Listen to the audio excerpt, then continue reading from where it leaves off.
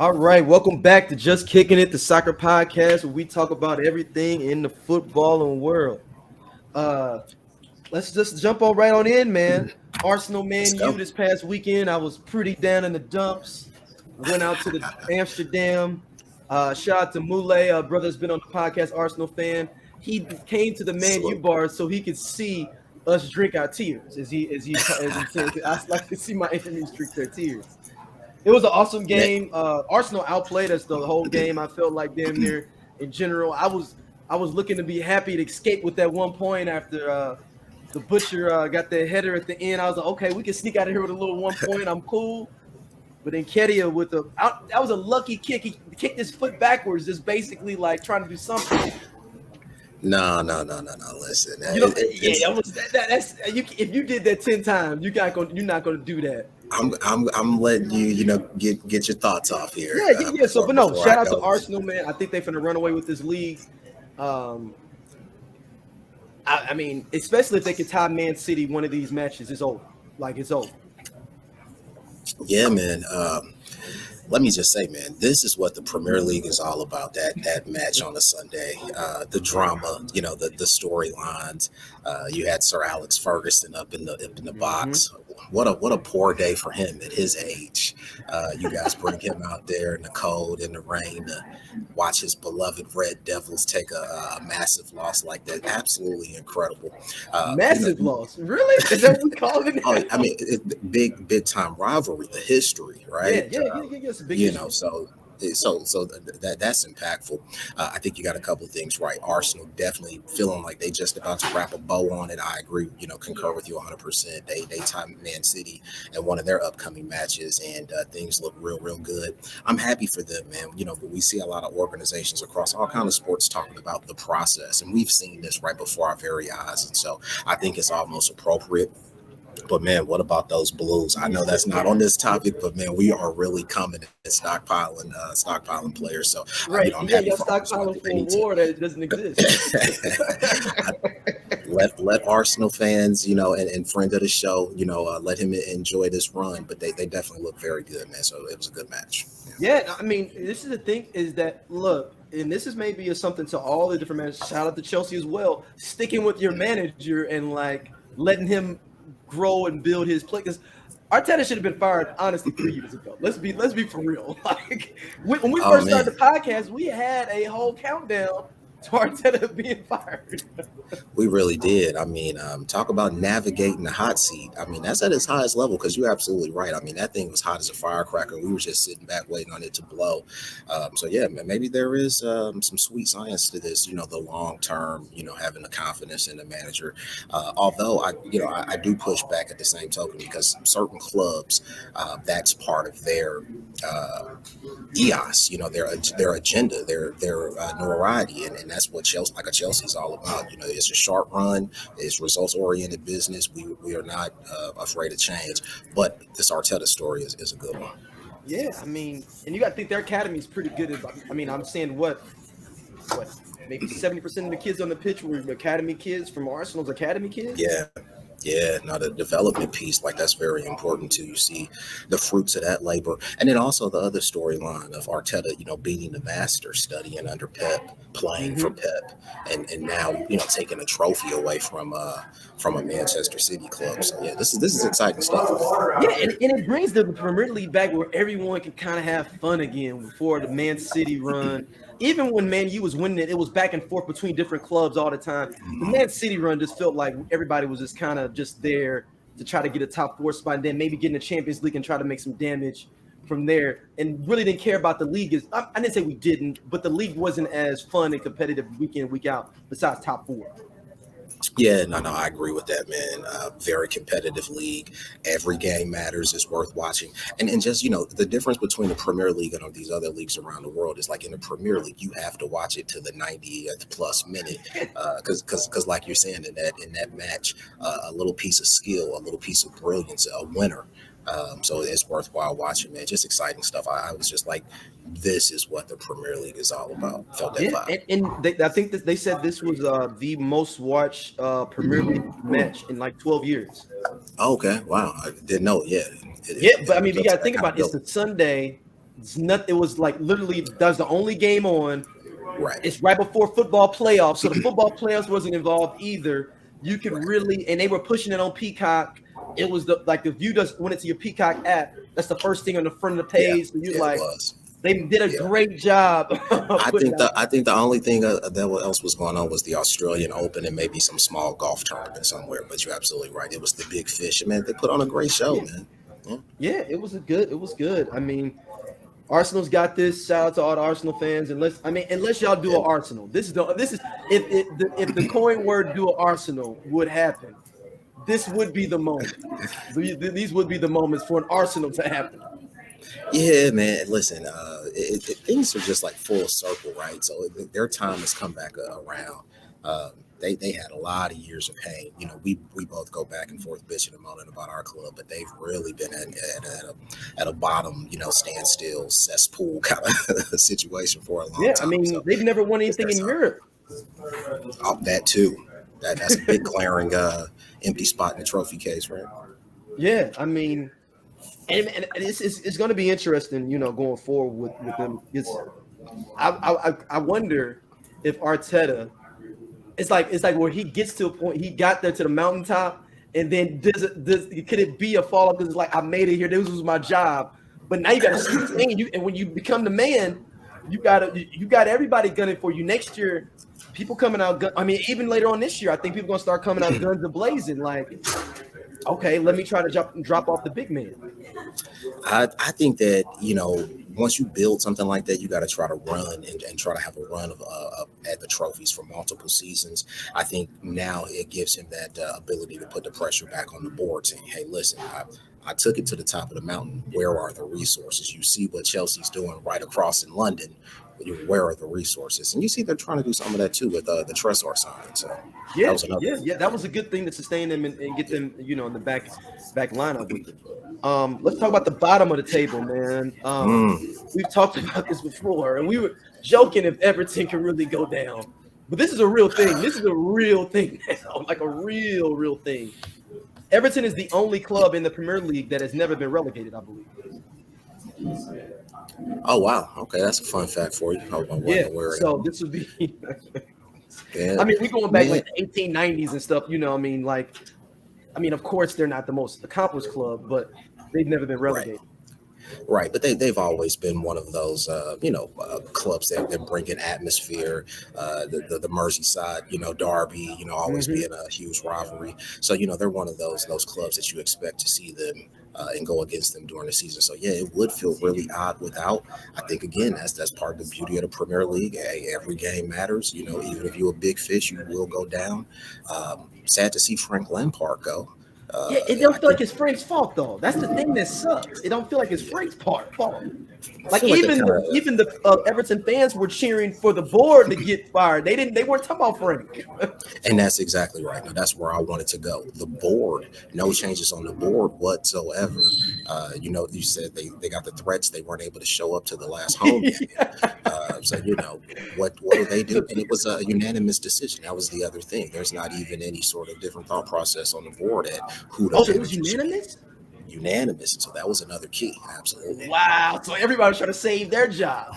Hey, listen, we can all agree on the fall guy.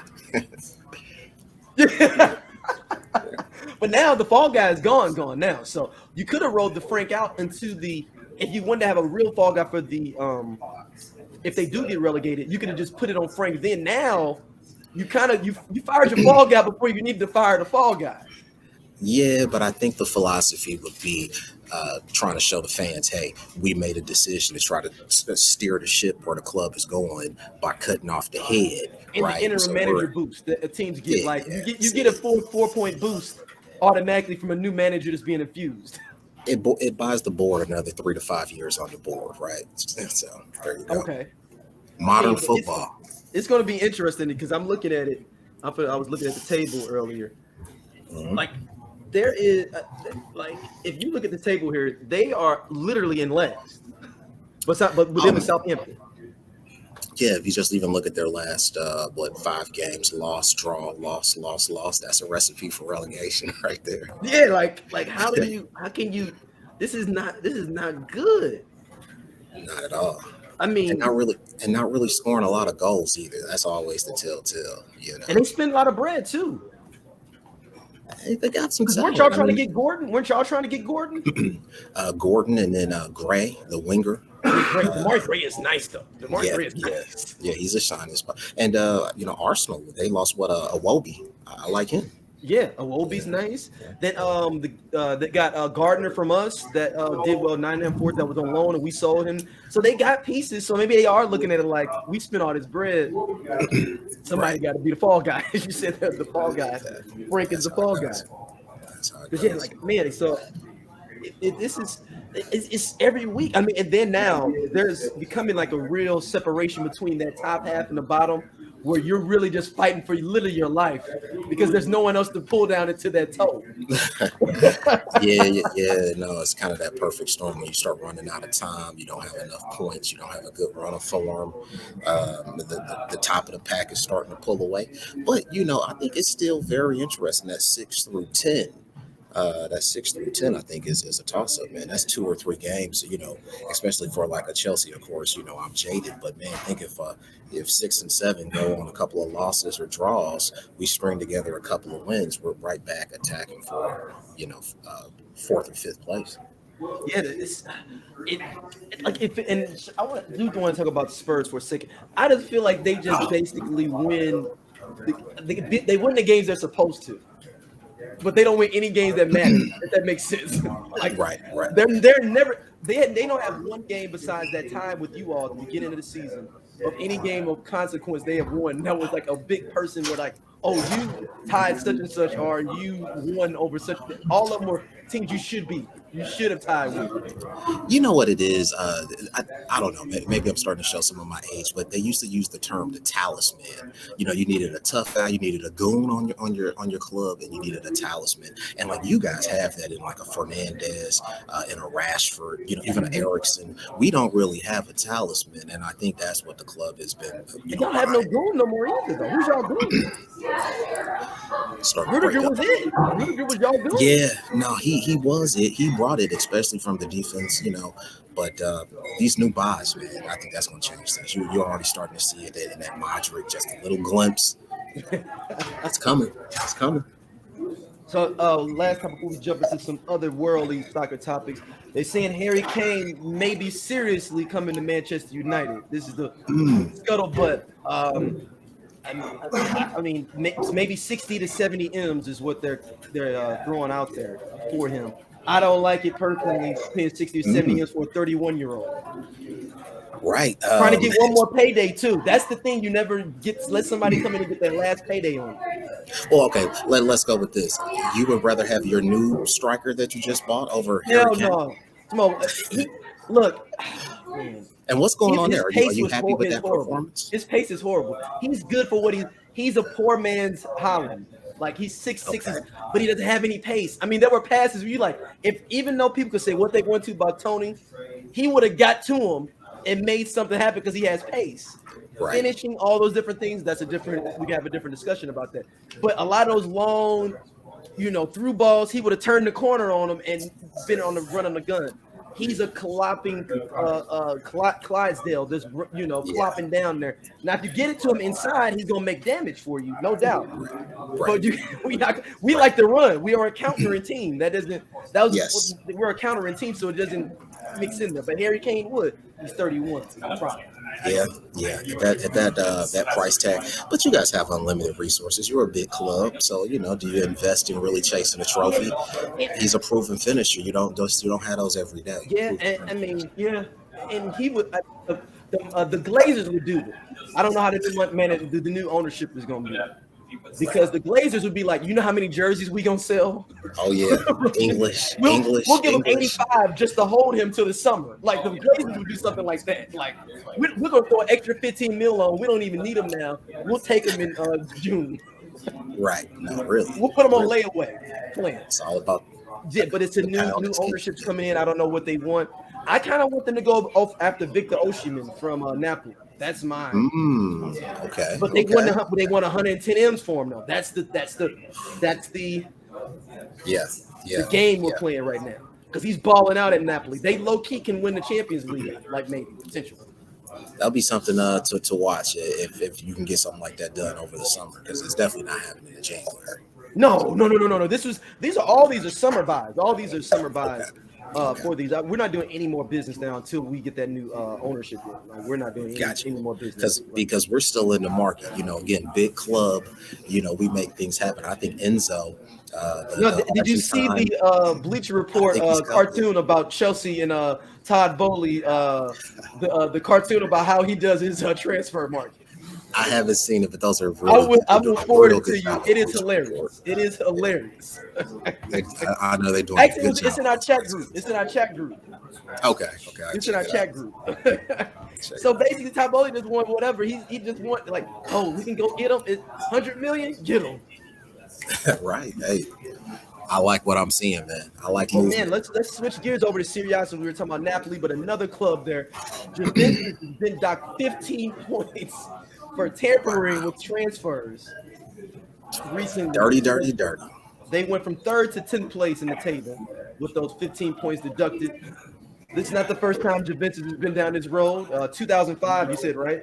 When they were 2006, they were deducted, I believe, 40 points and were in a relegation battle, and then end up losing and being relegated to Serie B.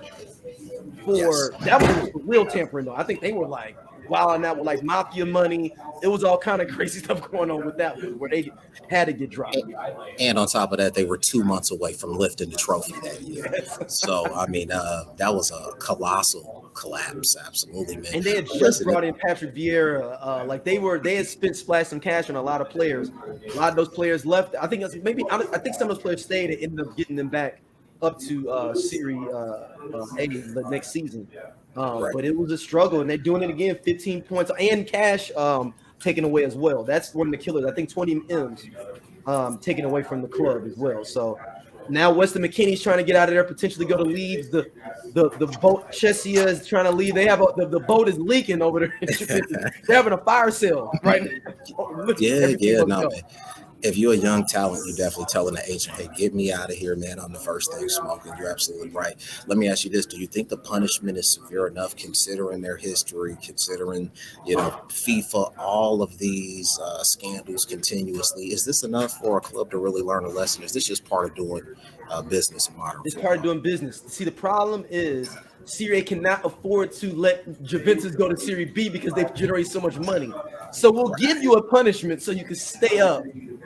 We can't give you the hammer because you bring so much bread into the actual league. But I gotta punish you. I gotta put you on. I gotta put some charges on you because I don't want FIFA jumping in, really blowing it out. So I'm gonna put some charges on you. I'm gonna put some charges on because I would still need your games. I still need their fans. Yeah, no. We can't afford you not to be in this league. That makes a lot of sense. The dollar is always king. It's all about, revenue, return on investment. They're in the business of making money, not just playing the beautiful game. So no, that completely makes sense. And trying to handle it in-house, in-country, in-league. Yeah, we doing it before FIFA get involved. Like, you know what? We already taxing it 15. Like, you ain't got to come investigate. No nothing. Because what do they call them? FIFA ambassadors. If you get some FIFA ambassadors involved, who knows what kind of backhand deals could be going on? Like all the money that you spent, to make that situation better. Like, yeah, these money, all kind of like, did you show up to the airport, FIFA ambassador with a briefcase with just bread? Exactly. Just spending cash while you hear your petty cash. It's like coming to America with your petty cash. That's right. So finally, man, Brian Mcbride let go as United States men's national team GM. The Gio Reyna saga continues to hurt others. Yeah, man. So this is like breaking news. You just put me up on this one before we, started recording this one. So break down what we currently know. Was a reason specific? So basically, given, or is it just based? They're trying to reach. I think it's the whole thing of should your bosses have known. I think Ernie Stewart's he's once again trying to find a scapegoat. So he's let McBride go, but nobody else above him will want to let him go. I see. We just, maybe you should have known. Like, Ernie, the letter was sent to you, but you should have known too about these allegations against Verho. I'm just wondering if that's the scuttlebutt behind the scenes. Yeah, man, that's rough. Brian Mcbride, always liked him, man. He was one of those early ones to leave MLS, go over to Premier League, had a good run with the men's national team, played at St. Louis U. Yeah, and he won a national title with them. So yeah, man, I always had a lot of love for him. He was a great one on FIFA too, man. He played a lot of fantasy franchise. He's one of those FIFA all-stars that people like, those Legends, undercover FIFA all-stars. In those early games where all you had to do was cross it into the box. Like, yeah, he was eating. He was doing business. He was a good header though in general. That was his forte. But I think that's kind of rough on your assessment to throw Ernie Stewart under the bus. It's a plausible, course of action.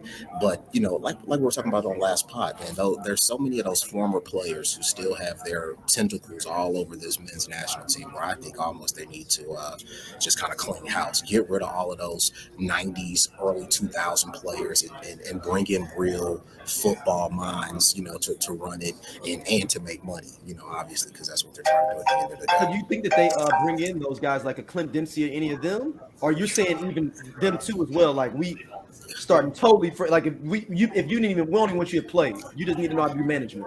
Yeah, I just go to like an outside, almost a firm to run it like a business, where there's not any loyalties and who went to school with who and who attended whose wedding and all of that. Yeah, and then it's probably the MLS bias that they had, like he made sure that he picked MLS players and played them to try to pump up the MLS. That was the original scandal that started everything. Yeah. And picking players from former players who manage an MLS's team. So now there's a loyalty. Hey, you're my buddy. So now I'm picking players from your team over the real MLS talent who should potentially qualify. So it's just too much, man. Too much intermingling.